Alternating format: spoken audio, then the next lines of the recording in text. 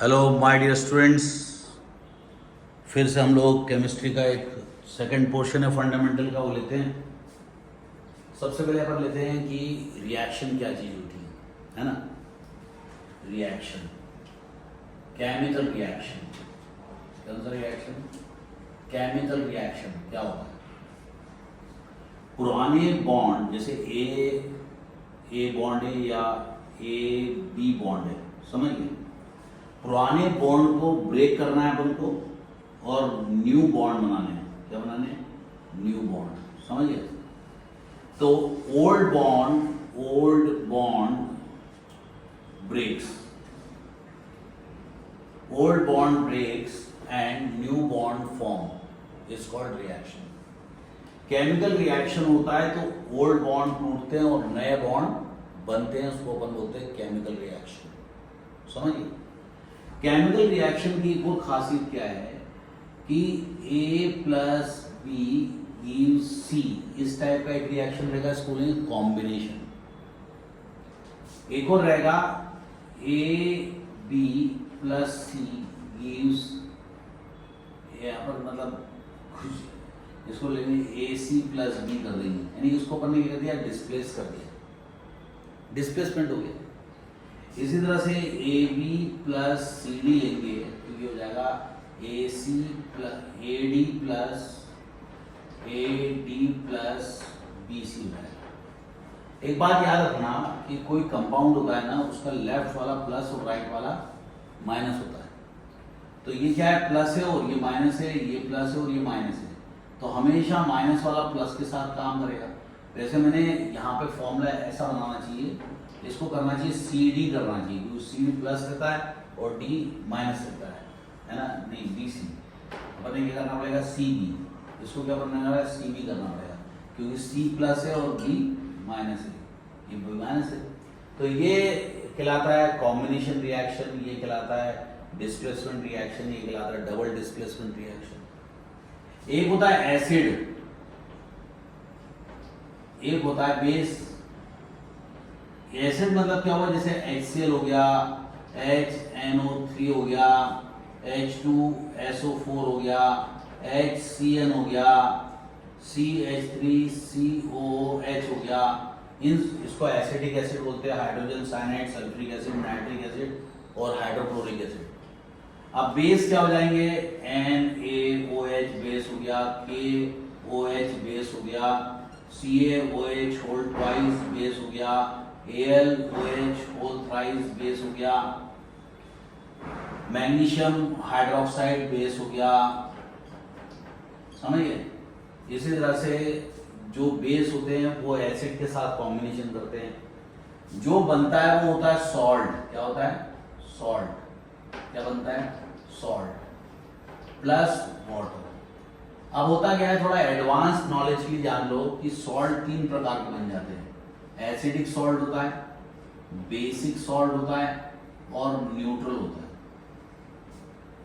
जब दोनों स्ट्रांग हो, समझिए, एसिड भी स्ट्रांग हो और बेस भी स्ट्रांग हो, तब आपका सॉल्ट क्या रहेगा? न्यूट्रल। क्या बनेगा? Neutral salt. तो HCl प्लस NaOH क्या बनेगा? NaCl plus water. तो ये सॉल्ट क्या होगा? न्यूट्रल।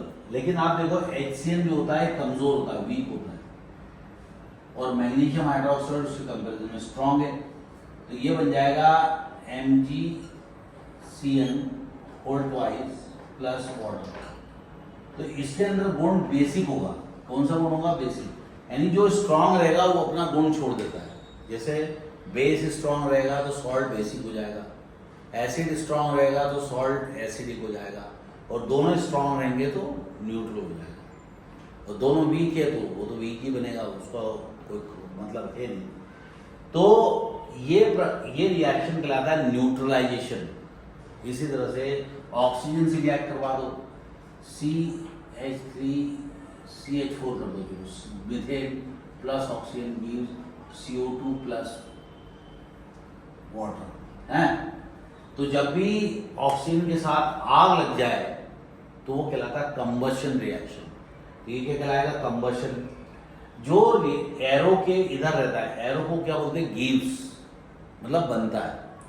राइट साइड में जो रहता है उसको बोलते हैं प्रोडक्ट, और लेफ्ट साइड में जो रहता है उसको बोलते हैं रिएक्टेंट। इसको क्या बोलेंगे, रिएक्टेंट। तो एरो के लेफ्ट साइड में क्या रहते हैं, रिएक्टेंट, एरो के राइट साइड में प्रोडक्ट। आया समझ? तो रिएक्टेंट कॉम्बिनेशन करते हैं या टूटते हैं और प्रोडक्ट का निर्माण करते हैं। एक और रिएक्शन होता है dissociation, KClO3 gives 2KClO3 gives 2KCl plus 3O2 type का बनेगा, बैलेंस करके देख लेना। अब ये जो बना है ये कहलाता है डिसोसिएशन। इसके ऊपर अपन डेल्टा का निशान बना दे, मतलब हीट कर दिया हमने इसको। तो पोटेशियम क्लोरेट को तोड़ेंगे तो KCl प्लस O2 टूटेगा। तो रिएक्शन क्या होता है, एक ऐसा केमिकल प्रोसेस जिसमें कोई स्पीशीज कंबाइन करती, उनको रिएक्टेंट बोलते हैं, और कोई स्पीशीज बनती है उसको बोलते हैं product. With the liberation of heat energy, heat energy liberate हो सकती है, हीट एनर्जी एब्जॉर्ब हो सकती है, समझिए, या ऐसा बोल सकते हो आप लाइट एमिट हो सकती है, समझिए।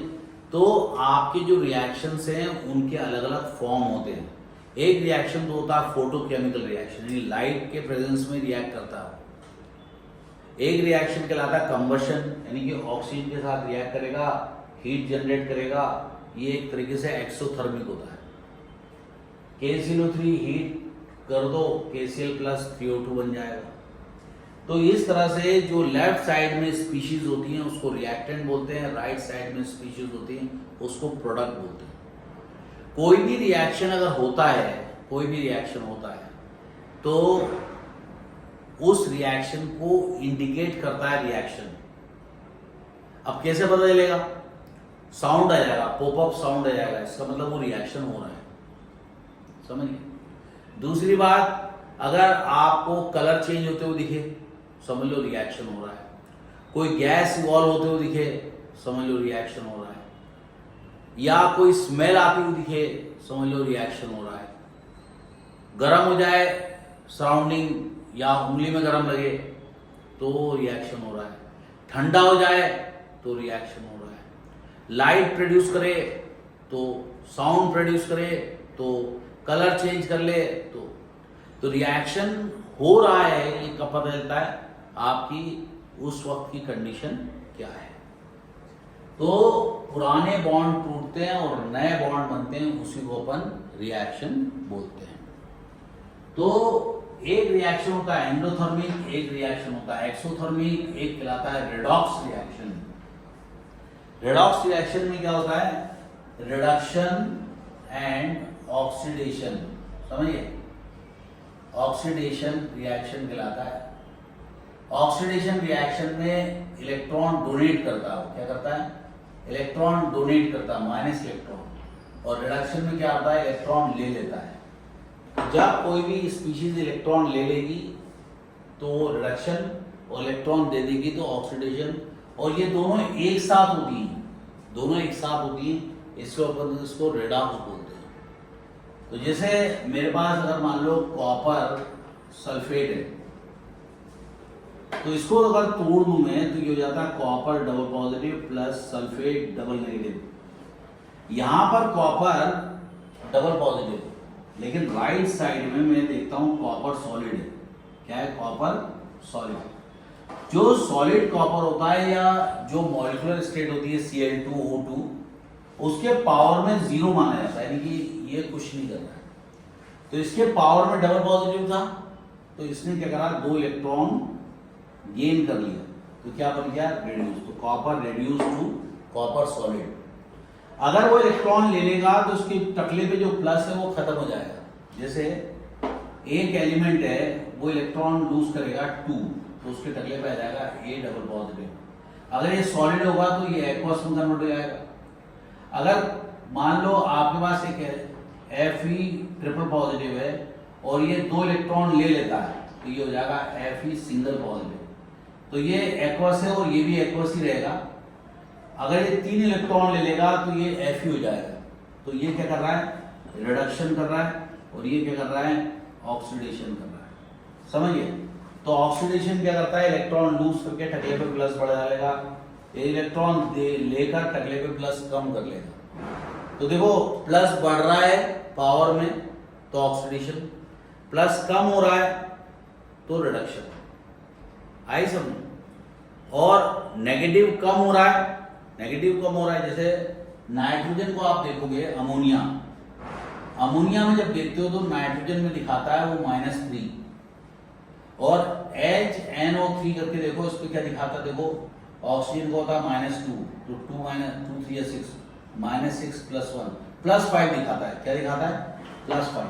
अब आप देखो यहाँ पर क्या दिखा रहा है, -3, और यहाँ पर क्या दिखा रहा है, +5। तो -3 से +5 आ गया हो, इसका मतलब इसने 3 इलेक्ट्रॉन लूज करे होंगे पहले, तब जाके N0 हुआ होगा, फिर 5 इलेक्ट्रॉन और लूज करे होंगे, तो 5 और 3 8, यानी कि टोटल 8 इलेक्ट्रॉन लूज करेगा तब वो नाइट्रिक एसिड बनाएगा। तो रेडॉक्स रिएक्शन वो होता है जिसमें इलेक्ट्रॉनों का डोनेशन और एक्सेप्टेंस चलता है, उसको रेडॉक्स बोलते हैं। इसी तरह से एक रिएक्शन होता है जिसका नाम होता है एंडोथर्मिक और एक्सोथर्मिक। तो जब हीट इवॉल्व होती है तो वो है एक्सोथर्मिक।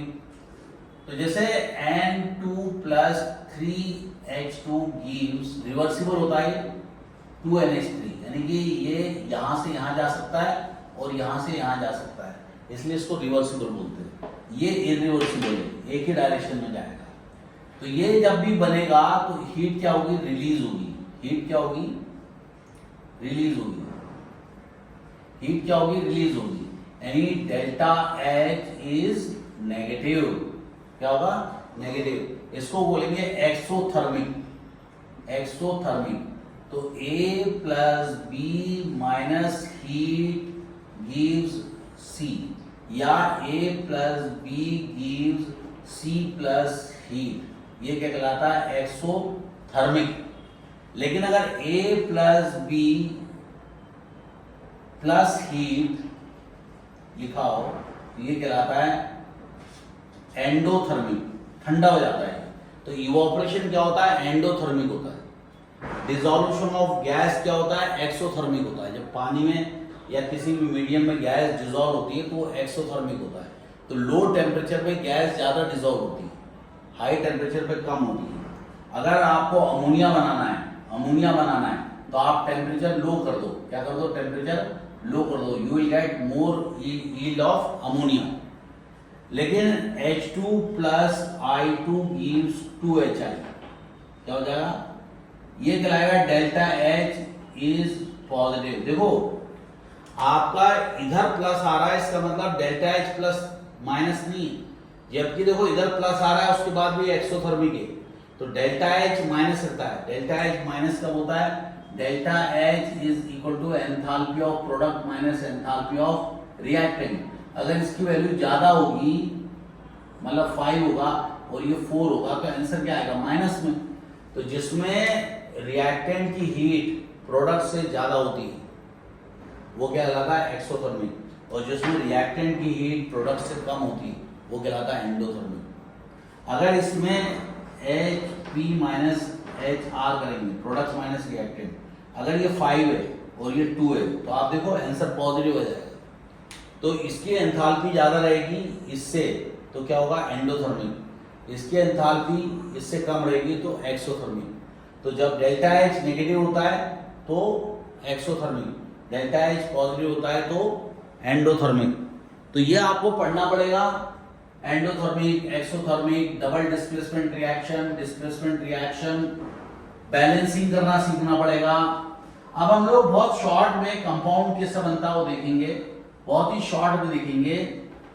आपको मेरे चैनल में जाना तो आपको सारे वैल्यूज दी रहेगी का। तो जैसे कॉपर पे डबल पॉजिटिव है तो इसको बोलते हैं क्यूप्रिक, कॉपर पे सिंगल पॉजिटिव है इसको बोलते हैं क्यूप्रस, आयरन पे ट्रिपल पॉजिटिव है इसको बोलते हैं फेरिक, Fe डबल पॉजिटिव है इसको बोलते हैं फेरस,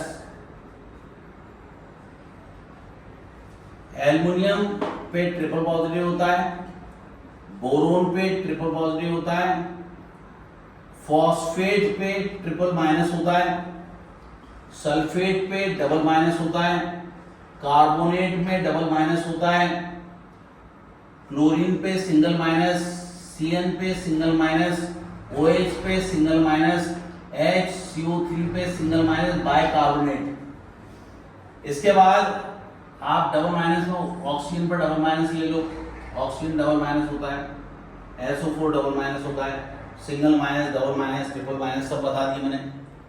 अब आपको एक और चीज बता दो, कंपाउंड कैसे बनेगा। जैसे A और B से कंपाउंड बनता है, इसके ऊपर जितना भी प्लस है वो इधर दिखाते हैं, इसके ऊपर जितना भी माइनस है वो इधर दिखाते हैं और कंपाउंड बनाते हैं।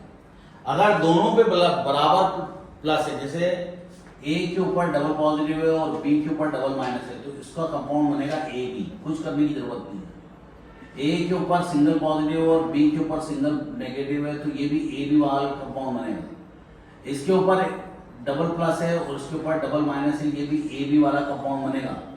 तो मैं बना के दिखाता हूं तुमको। जैसे आप ले लो सोडियम, सिंगल पॉजिटिव है, क्लोरीन के ऊपर सिंगल माइनस है, तो क्या बनेगा NaCl। देखो AB टाइप का कंपाउंड बना। इसी तरह से अगर आप मैग्नीशियम ले लो, डबल पॉजिटिव है, सल्फेट ले लो, डबल माइनस है, कंपाउंड बनेगा MgSO4।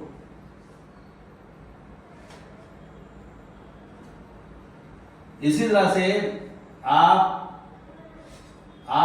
MgSO4 ले सकते हो। इसी तरह से एल्युमिनियम ले लो आप और फॉस्फेट ले लो। देखो इस पर ट्रिपल माइनस है, इस पर ट्रिपल प्लस है, इस पर ट्रिपल माइनस है, तो ये हो जाएगा AlPO4 हो जाएगा। तो ये AB टाइप का कंपाउंड बना लेता है। लेकिन अगर आपको ऐसा ना हो, जैसे कैल्शियम पे डबल पॉजिटिव है, अब अपन -1 वाला, -2 वाला और -3 वाला कंपाउंड बनाएंगे। इस पे अपन ले लेते हैं क्लोरीन, इस पे ले लेते हैं ऑक्सीजन और इस पे ले लेते हैं अपन फॉस्फेट, है ना। तो ये बनाएगा CaCl2। देखो इस पर डबल पॉजिटिव था, यहां दिखा दिया, इस पे -1 था, यहां दिखा। अब दूसरा है CaO, देखो कैल्शियम ऑक्साइड, और तीसरा है CaPO4 है। PO4 को ब्रैकेट में लिख दो, यहां लिख दो 2 और यहां लिख दो 3, तो Ca3PO4 इसका नाम हो जाएगा। तो कोई भी कंपाउंड आप आराम से बना सकते हो। चलो अपन क्या करते हैं, फेरिक बाइकार्बोनेट बनाते हैं। फेरिक बाइकार्बोनेट, तो बाइकार्बोनेट तो ब्रैकेट में लिख दो, फेरिक के ऊपर क्या है ट्रिपल पॉजिटिव है, तो यहां लिख दो 3, और बाइकार्बोनेट के ऊपर क्या 1 है, तो कुछ लिखने की जरूरत ही नहीं। लेकिन अगर आपको मैग्नीशियम बाइकार्बोनेट बनाना होता तो Mg लिखते, HCO3 होल ट्वाइस करते थे, क्योंकि मैग्नीशियम के ऊपर डबल पॉजिटिव है। अगर आपको सोडियम ऑक्साइड लिखना है तो सोडियम का सिंगल होता है, तो Na2, ये ऑक्सीजन का डबल माइनस होता है ना, यहाँ आ जाएगा। तो इस तरह से कंपाउंड आपको लिखना आनी चाहिए, तो आपकी केमिस्ट्री थोड़ी आसान हो जाती है। एग्जाम्पल के तौर पे मैं तुम्हें एक रिएक्शन दिखाता हूं, तो तुम्हें ना पता चलेगा कि रिएक्शन कैसे लिखे जाते हैं। अगर आपको कंपाउंड बनाना आता है तो रिएक्शन आप आराम से लिख सकते हो और बना सकते हो। आई समझ। एग्जाम्पल के तौर पे चलो अपन लिखते हैं HNO3 प्लस